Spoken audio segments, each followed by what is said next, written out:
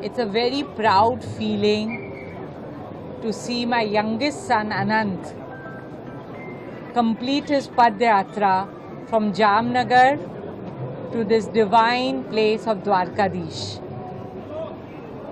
My heart is full of joy and I seek blessings from everyone.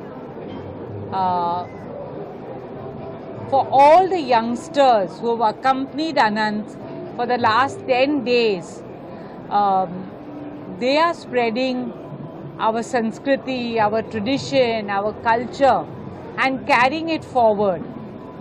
I can only thank Lord Dwarkadish for giving strength to Anant, whose determination and commitment and devotion to God has been supreme. So, all I can say is Jai Shri Krishna and Jai Dwarkadish.